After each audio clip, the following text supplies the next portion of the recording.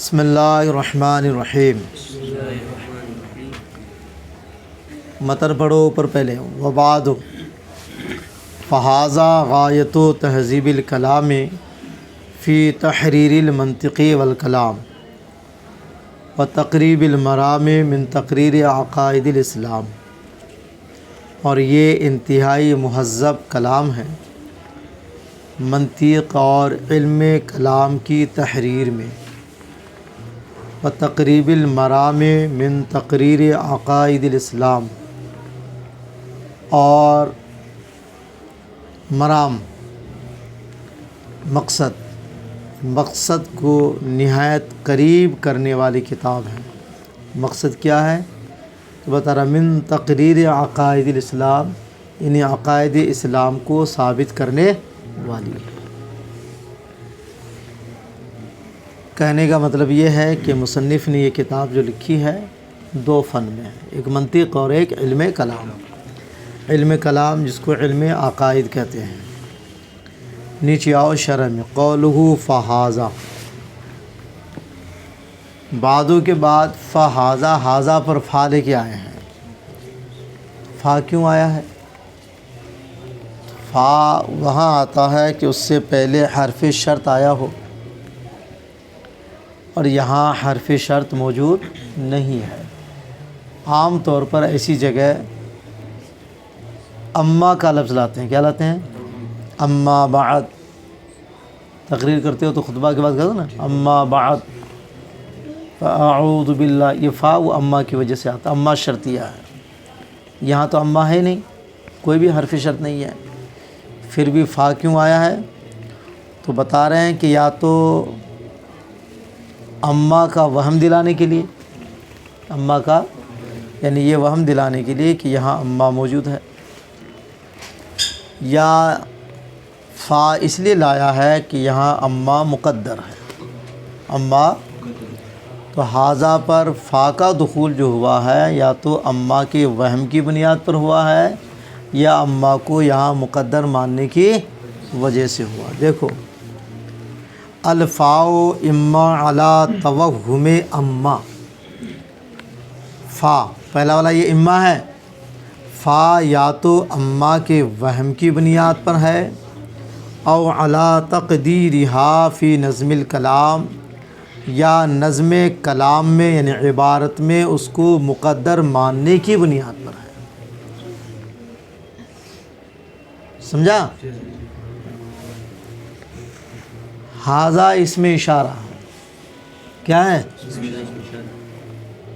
تو اس میں اشارہ آتا ہے اشارہ کرنے کے لیے، تو کدھر اشارہ ہوا ہے؟ کس کی طرف اشارہ ہے؟ تو شارح فرماتے ہیں اشارہ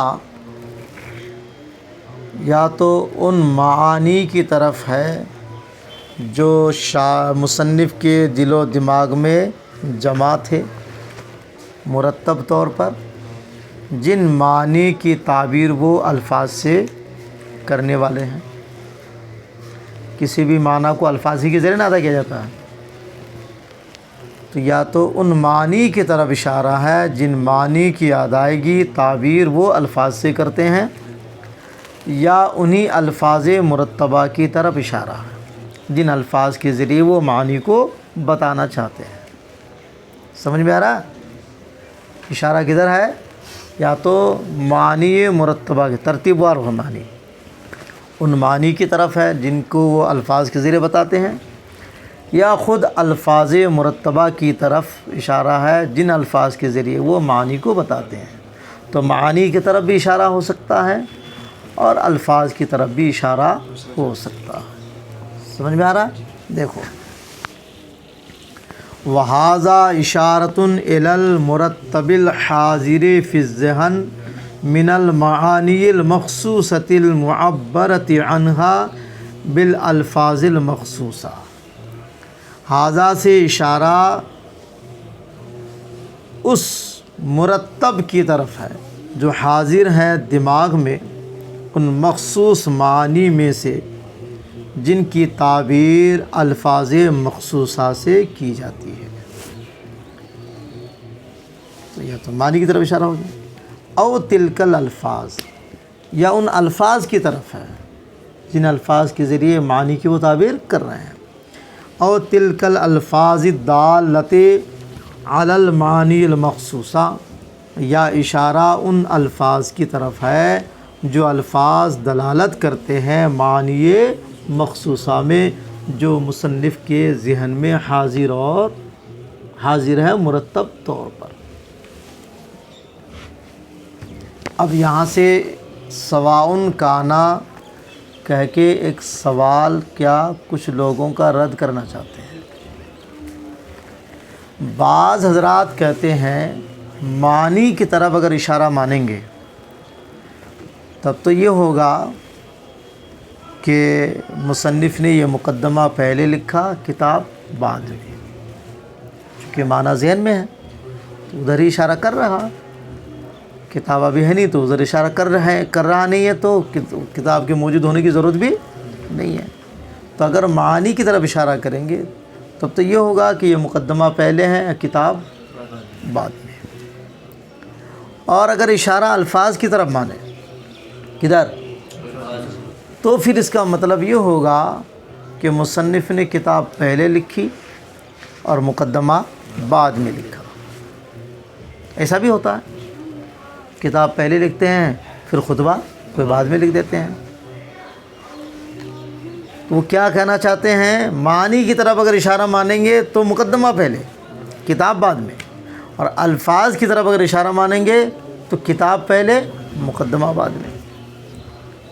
شارح ان کا رد کرنا چاہتے کہ نہیں، اشارہ معنی کی طرف مانے یا الفاظ کی طرف مانے. سمجھ میں آئی؟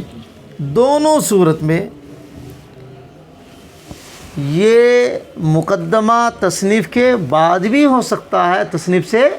ہاں، ایسا نہیں ہے کہ الفاظ کی طرف اشارہ کریں گے تو یہ مقدمہ بعد ہی میں ہوگا، ایسا نہیں ہے، بلکہ مقدمہ پہلے بھی ہو سکتا ہے اور الفاظ کی طرف اشارہ ہو جائے. کیوں؟ اس لیے کہ یہ جو کتاب آگے آ رہی ہے وہ الفاظ تھوڑا ہے، وہ الفاظ ہے نہیں نا. اگر وہ الفاظ ہوتے تب تو کہتے کہ بھی الفاظ کی طرف اشارہ ہیں تو پہلے الفاظ موجود ہوگا تب نہ اشارہ کریں گے. تو اس کا مطلب کتاب پہلے ہو گئی، مقدمہ بعد میں لکھ رہا ہے اور اسی مقدمہ میں اسی کتاب کی طرف اشارہ کر رہا. تو الفاظ اس کتاب کو نہیں کہتے ہیں، یہ تو نقوش ہے. کیا ہے؟ نقوش ہے. تو مقدمہ کو کتاب سے پہلے لکھے یا کتاب کے بعد، سمجھ گئے؟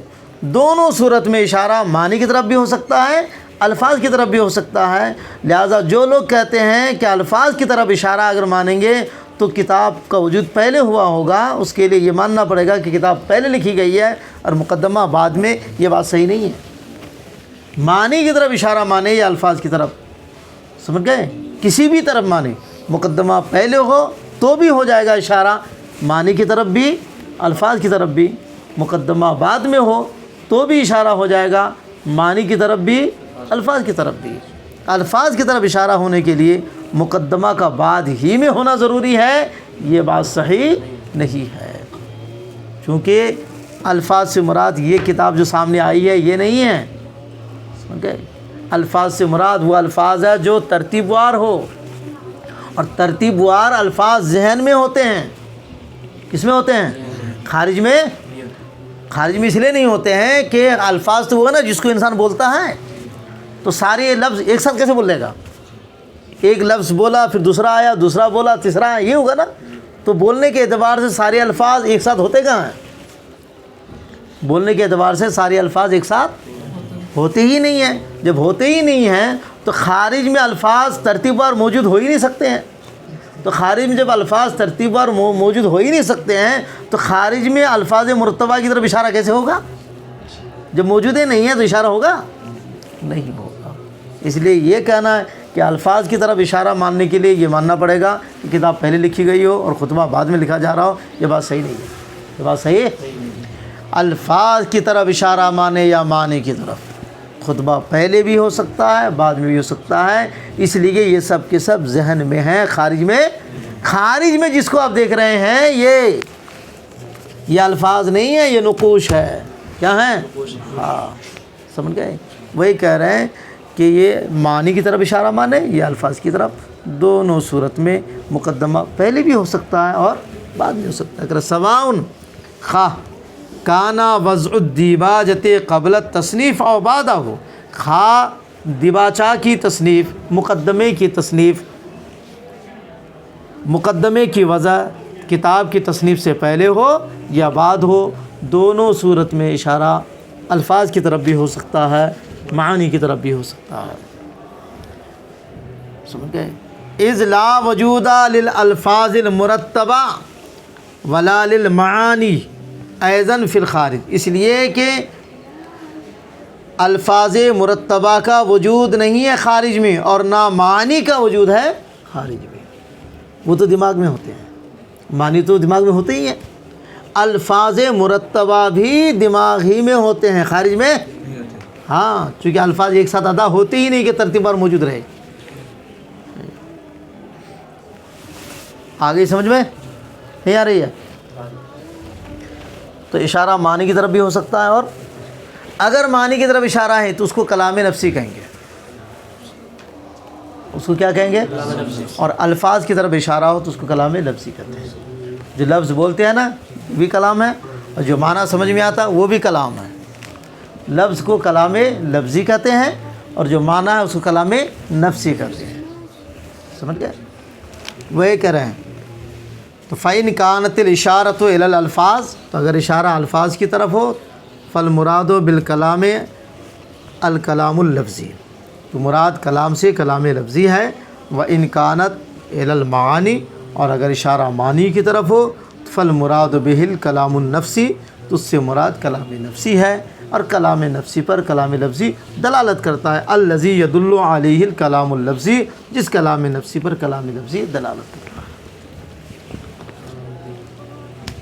جو بات نہ سمجھ آئے پوچھ لے گا۔ غایت و تہذیب الکلام آیا نا متن میں اوپر؟ تہذیب مصدر ہے باب تفعیل کا، کس کا؟ تو فہذا غایت و تہذیب الکلام، تو تہذیب مصدر کا حمل ہو گیا ہاذا پر۔ کس پر؟ پہلے پڑھ چکے کہ ہاذا یہ مصدر کا حمل ڈائریکٹ کسی پر نہیں ہو سکتا، مصدر کا حمل ڈائریکٹ نہیں ہو سکتا، تو یہاں کیسے ہو گیا؟ تو کرے یا تو مبالغتاً ہوا ہے، یعنی یہ بتانا ہے کہ یہ کتاب اتنی مہذب اتنی مہذب اتنی مہذب کہ سراپا تہذیب ہے۔ تو تہذیب مصدر کا حمل یا تو بطور مبالغہ ہوا ہے، یا آپ یہ مان لے کہ یہاں خبر جو ہے وہ مقدر ہے۔ خبر کیا ہے؟ یعنی تہذیب کا حمل نہیں ہوا ہے، تہذیب کا حمل یہ تو مفعول مطلق ہے، بلکہ حمل ہوا ہے خبر کا ہاذا پر، اور وہ خبر کیا ہے؟ محذوف ہے۔ وہی کہہ رہے ہیں، دیکھو حملہ، یعنی تہذیب مصدر کا حمل ہاذا پر، حملہ علی ہاذا اما بناء علی المبالغہ، یا تو مبالغہ کی بنا پر ہے، نحو زید عدل، جیسے زید عدل میں عدل مصدر ہوتے ہوئے زید پر حمل ہو گیا بطور مبالغہ کے، کہ زید اتنا بڑا انصاف ور، اتنا بڑا انصاف ور کہ گویا کہ وہ خود ہی انصاف ہے، عدل ہے۔ او بناء علی ان التقدیر ھذا کلام مہذب، یا یہ ہے کہ اصلی عبارت بنے گی ھذا کلام مہذب غایت التہذیب، تو اب تہذیب کا حمل نہیں ہو رہا ہے، مہذب کا حمل ہو رہا ہے۔ کس کا حمل ہو رہا ہے؟ اور مہذب مصدر نہیں ہے بلکہ اس میں مشتق ہے، اور مشتق کا حمل ہو سکتا ہے۔ تو کلام مہذب جو یہ خبر تھا اس کو حذف کر دیا، طرفہ حذف الخبر، خبر کو حذف کر دیا۔ اور تہذیب کیا کرے؟ یہ تو مفعول مطلق ہے، کیا ہے؟ تو اسی مفعول مطلق کو خبر کی جگہ لا کے کھڑا کر دیا گیا۔ آ رہا سمجھ میں؟ اصلی عبارت کیا تھی؟ ھذا فھذا کلام مہذب غایت التہذیب، تو ھذا اس میں اشارہ کو مبتدا بنا دیں گے، کلام مہذب یہ خبر ہے، تو اسی خبر کو حذف کر دیا، اور غایت التہذیب جو مفعول مطلق تھا اس کو خبر کی جگہ لا کے بٹھا دیا، سمجھ گئے؟ اس طرح کر دیا گیا، اور جب اس طرح کرا تو یہ سمجھ میں آ رہا ہے کہ تہذیب کا حمل ڈائریکٹ ہوا حذا پر، جبکہ ایسا نہیں ہے۔ یا اس بنیاد پر کہ تقدیری عبارت حاذا کلام مہذب غایت التہذیب یہ بنے گی، فحذف الخبر، جو کلام مہذب خبر ہے اس کو حذف کر دیا گیا، واقیم المفعول المطلق مقامہ، اور مفعول مطلق کو اس کی جگہ لا کے کھڑا کر دیا گیا۔ اب جب خبر کی جگہ لا کے کھڑا کیا تو جو خبر کا اعراب تھا وہ اعراب مفعول مطلق کو بھی دے دیا گیا، تو وہی مرفوع ہو گیا، غایتو پڑھنے لگے، کیا پڑھنے لگے؟ غایتو۔ وَأُعْرِبَ بِإِعْرَابِهِ، اور اسی کا اعراب اس کو دے دیا گیا، کس طریقے سے؟ علی طریق مجاز الحذف، مجاز حذف کے طریقے پر۔ مجاز حذف کیا ہے؟ کہ لفظ عبارت سے ہٹ جائے مگر معنی باقی رہے، عبارت سے ہٹ جائے معنی باقی رہے، اس کو کہتے ہیں مجاز حذف۔ خلاصہ کلام یہ ہے کہ تہذیب کا حمل حاذا پر یا تو بطور مبالغہ ہوا ہے، یا یہ ہے کہ تہذیب کا حمل ڈائریکٹ حاذا پر نہیں ہوا ہے، بلکہ یہاں خبر مقدر ہے، کلام مہذب، یہ مہذب کا حمل ہوا اس پر، سمجھ میں آئی؟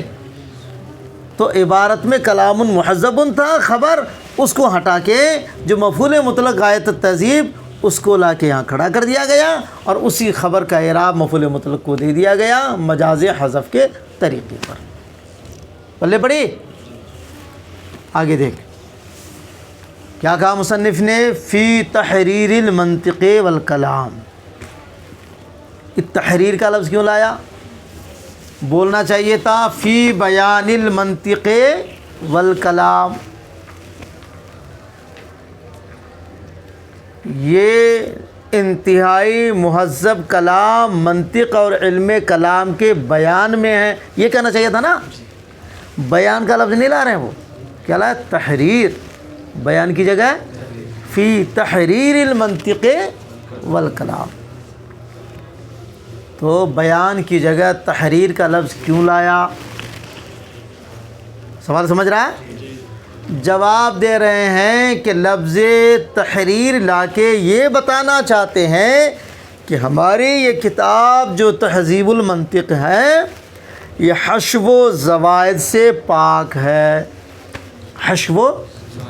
حشو کہتے ہیں زیادہ، ایسی زیادتی کرنے کو جس کی ضرورت ہاں فائدے کے لیے ہو سکتا ہے، وہ کسی فائدے کے لیے کر دیے ہوں، سمجھ گئے؟ تو کسی فائدے کے لیے ایسی زیادتی، اور بے فائدے کے بھی ہوتا ہے، اور تطویل تو اس کو کہتے ہیں کہ بلا فائدہ ہی ہوتا ہے، وہ بلا فائدہ ہی ہوتا ہے۔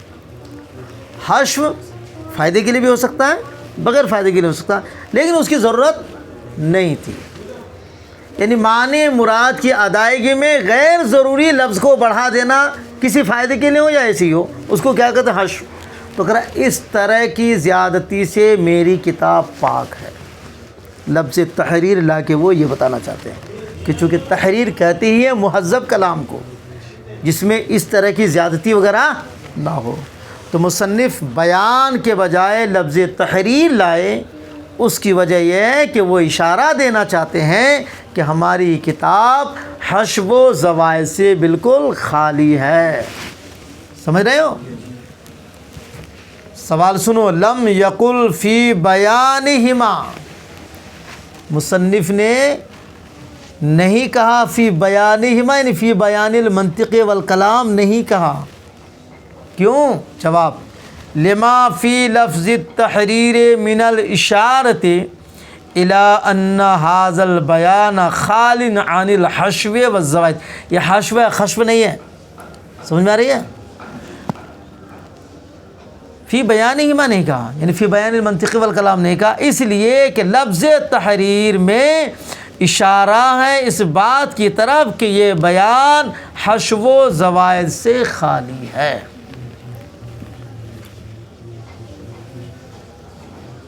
آگے سمجھ میں؟ منطق اور علم کلام کے بیان میں ہے. تو منطق کسے کہتے ہیں؟ تو منطق کی تعریف کر رہا ہے. تو منطق اس قانون کو کہتے ہیں جس کی رعایت ذہن کو خطا فی الفکر سے بچاتی ہے. منطق خود نہیں بچاتی، اس کی رعایت، منطق پڑھ لیا رعایت نہیں کرے گا تو خطا فی الفکر سے بچے گا. نحو پڑھ لیا اور اس کے قوانین کی رعایت نہیں کرے گا تب نہ ان الاقتداء پڑھ رہا تھا. تو خالی نحو جو ہے وہ خطائے لفظی سے نہیں بچائے گا بلکہ اس کی رعایت، یعنی پڑھیں گے اور ان قوانین کی رعایت کریں گے تو غلطی لفظی غلطی سے آپ بچیں گے. اسی طرح منطق پڑھیں گے اور منطق کے قوانین کی رعایت کریں گے تو فکری غلطی سے آپ محفوظ رہیں گے. اس لیے کہا منطق نہیں بچاتی، منطق کی رعایت کر. منطق والمنطق آلۃ قانونیۃ، منطق و آلائے قانونی ہے کہ تعصم مراعاتها الذہن، کہ بچاتی ہیں اس کی رعایت. کس کو بچاتی ہے؟ الذہن، ذہن کو. کس سے؟ عن الخطا فی الفکر، فکر میں غلطی کرنے سے. فکر جو نظر ہے نا صغرا کبرا فٹ کرتے ہیں نا، اس میں غلطی کرنے سے. تو منطق کی یہ تعریف ہو گئی. کلام کا لفظ بھی آیا ہے. کلام کس کو کہتے ہیں؟ تو کرے کلام سے مراد علم کلام. علم کلام اس علم کو کہتے ہیں جس میں اللہ تعالیٰ کی ذات و صفات اور آخرت کے متعلق بحث ہوتی ہے. علم کلام کس کو کہتے ہیں؟ علم کلام اس فن کو کہتے ہیں جس میں اللہ کی ذات اور صفات سے بحث ہوتی ہے اور آخرت کے متعلق بحث ہوتی ہے. والکلام هو العلم الباحث عن احوال المبدأ والمعاد. علم کلام وہ علم ہے جس میں بحث ہوتی ہے مبدا کے احوال سے. مبدا سے مراد اللہ کی ذات و صفات، والمعاد، معاد سے مراد آخرت. ٹھیک ہے؟ کس طریقے پر بحث ہوگی؟ اپنی مرضی سے نہیں، علی نہج قانون الاسلام، اسلامی قانون کے طریقے پر، اس طریقے پر بحث ہوگی. سمجھ گئے؟ ہاں. قولہ و تقریب المرام، جر کے ساتھ پڑھیں گے. کیوں؟ عطف تہذیب پر ہے. کس پر عطف ہے؟ ہاں، عطف علی التہذیب. معنی یہ جس طرح کا ھذا غایت تہذیب الکلام کا کیا معنی ہوا؟ ھذا کلام مہذب غایت التہذیب. تو اسی طرح یہ ہے کہ ھذا کلام مقرب غایت التقریب، یعنی یہ کلام مقصد کو انتہائی قریب کرنے والا کلام ہے. اے ھذا غایت تقریب المقصد، یعنی یہ مقصد کو انتہائی قریب کرنے والی کتاب ہے. کس کے قریب کریں گے؟ الی الطباع، طبیعتوں سے. کس سے؟ والافہام، اور سمجھ سے. سمجھ گیا؟ یہاں بھی سوال ہوگا تقریب مصدر ہے، اس کا حمل کیسے ہو گیا؟ تو وہی یا تو مبالغہ کے طور پر یا وہی مقدر مانیں گے کلام مقرب. کربل حمل علی طریق المبالغہ، حمل یا تو مبالغہ کے طریقے پر ہوا ہے یا تقدیر یہ بارہ ہوتی ہے کہ ھذا مقرب غایت التقریب. جیسے ھذا کلام مہذب غایت التہذیب، اسی طرح کلام مقرب غایت التقریب. بس کرو.